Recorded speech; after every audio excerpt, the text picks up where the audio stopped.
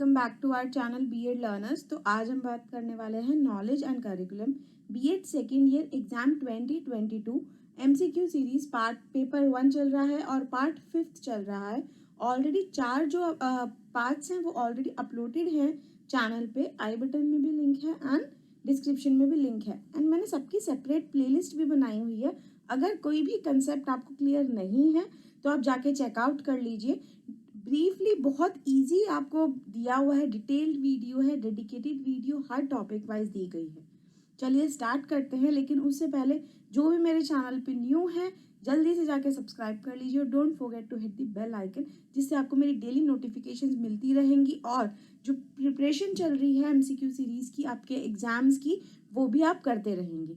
Miss मत करना, बहुत आपके लिए बेनिफिशियल होने वाला है। चलिए स्टार्ट करते हैं।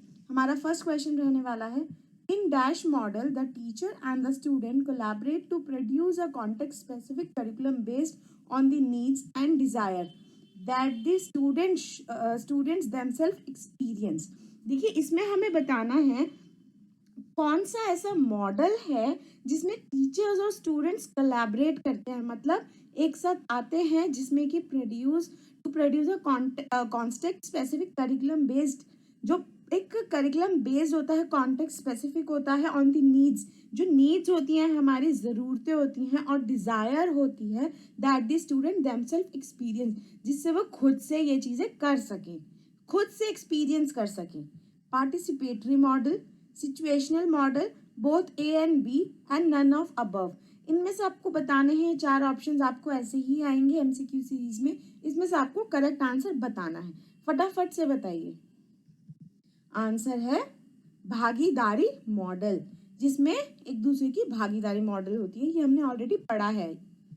चलिए सेकंड क्वेश्चन पढ़ लेते हैं। Which model suggest that evolution is a process by which one matches the initial expectations with the one outcomes. कौन सा मॉडल पता चलता है कि मूल्यांक एक प्रक्रिया है जिसके द्वारा एक परिमाणों के साथ प्रारंभिक उम्मीद से मेल खाता है। कौन सा ऐसा मॉडल है जो आपको, इसमें मैंने ये ऑलरेडी पढ़ाया है, initial one matches the initial expectation with the outcomes. जो इनिशियल एक्सपेक्टेशंस होती हैं मैच कर जाता है जो हमारा आउटकम आता है, वो ऐसा कौन सा मॉडल है, ये हमने ऑलरेडी पढ़ा है। Answer is Tyler model. Second देखते हैं। देखिए टायलर मॉडल क्या होता है, मैं आपको ये चीज समझा देती हूँ, जिसको भी रिकॉल करा देती हूँ, ऑलरेडी पढ़ा है हमने, रिकॉल कर लेते हैं यहाँ पे। Tyler model is a linear in nature, starting from objectives and ending with the evolution. In this model evolution is terminal. इसके स्टेप्स हैं, जो ये 4 स्टेप्स होते हैं। Objective, selection of learning experience, third होता है organisation of learning experience, fourth होता है एवोल्यूशन। ठीक है, चलिए नेक्स्ट करते हैं question. Question third, an improvement upon Tyler model, Wheeler develop a dash model. Tyler के मॉडल पर एक सुधार vehicle. Question third, improvement upon Tyler model, Wheeler develop a dash model. इसमें आपको फटाफट से आंसर देना है। ऑप्शन ए है हॉरिजॉन्टल, ऑप्शन बी है लीनर, ऑप्शन सी है साइक्लिकल, ऑप्शन डी है वर्टिकल। फटाफट से आंसर दीजिए।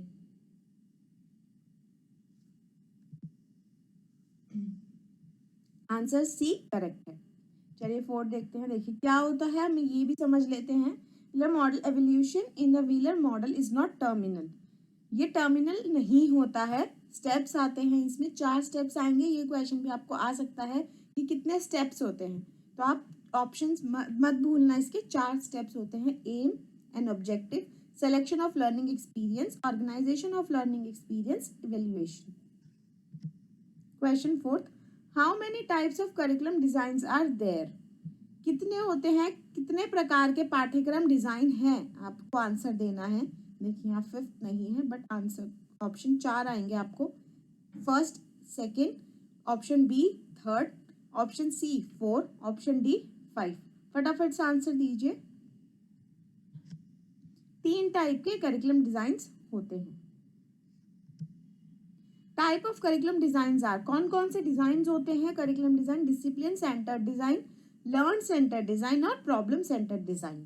ठीक है, ये 3 डिजाइन होते हैं। इनसे भी आपको डिटेल में आप पढ़ लीजिए, थोड़ा बहुत आ जाते हैं एमसीक्यूज। क्वेश्चन फिफ्थ देखते हैं। Teachers as per NCF 2005 is, फटाफट से आंसर दीजिए। बॉस, लीडर, फैसिलिटेटर और all of the above.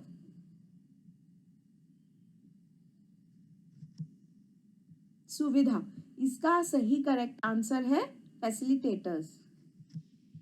Question 16. NCF 2005 recommends that 25 to 40% of the question should be on. 2005 में क्या रिकमेंड किया जाता है कि 40% क्वेश्चंस कैसे होने चाहिए? शॉर्ट टाइप होने चाहिए, लॉन्ग टाइप होने चाहिए, ऑब्जेक्टिव टाइप होने चाहिए, या इनमें से किसी भी तरह के नहीं होने चाहिए? शॉर्ट टाइप आंसर्स होने चाहिए। इस 2005 में ये रिकमेंड किया था कि 25 to 40% जो क्वेश्चंस आए वो शॉर्ट टाइप आए। क्वेश्चन 7 देखते हैं। NCF 2005 state that the border should conduct the examination immediately, after 1 month, after 2 months और none of the above. NCF 2005 में क्या स्टेट्स जो बॉर्डर्स में उन्होंने कह दिया था, उन्होंने बोला था कि जो एग्जाम्स हैं शुड कंडक्ट री एग्जामिनेशन, क्या उन्हें दोबारा परीक्षा लेनी चाहिए? तो वो इमीडिएट लेनी चाहिए, 1 महीने बाद लेनी चाहिए, 2 महीने बाद लेनी चाहिए, या इनमें से कोई भी नहीं? वीडियो को 2 सेकंड के लिए पॉज करके कमेंट्स में जरूर आंसर मेरे को करेक्ट बताना। इससे आपको अपना लेवल पता चल जाएगा कि आपने कितनी प्रिपरेशन अभी तक कर ली है। इमीडिएटली, री एग्जाम इमीडिएटली ही हो जाए तो ज्यादा अच्छा है। Question 8. The chairperson of the National Steering Committee was Professor Yashpal, Dr. Krishna Kumar, Professor Global Guru, Professor Arvind Kumar.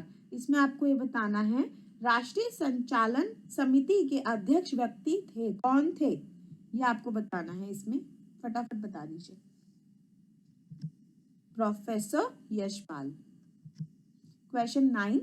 NCF draws attention on other curriculum areas such as, NCF जो है attention draw करता है और दूसरे curricular areas पे, वो कौन से हैं? The art and the heritage craft, health and the physical education, peace education, और ये सभी जो है NCF attention draw करता है। Question 10. NCF recommends the total homework time for 10th and 12th students are. NCF ने कौन सा रिकमेंड टाइम किया है कि कितने बच्चों को कितने घंटे तक 10th और 12th के बच्चों को कब तक पढ़ना चाहिए? 2 घंटे एक दिन में, 3 घंटे एक दिन में, 4 घंटे एक दिन में, या 5 घंटे एक दिन में?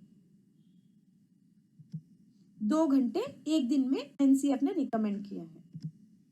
Question 11. NCERT reviewed the NCFSC 2000 in the light of the report. ये आपको फटाफट से आंसर देना है। Learning without burden, learning with burden और ऑल ऑफ द अबव। किसने फोकस किया था 2000 में? एनसीईआरटी रिव्यू किया था। जल्दी से आंसर दीजिए। Learning without burden. एनसीईआरटी ने ये बहुत फोकसली कहा था 2000 में कि लर्निंग विदाउट बर्डन होना चाहिए, बर्डन ना पड़े, इतना शॉर्ट में और अच्छे से उसको समझाया जाए। Question 12. Who proposed NCFC as a mean of the evaluating a national system of education? NPE 1986, NPE 1992, POA 1992, या ये सभी?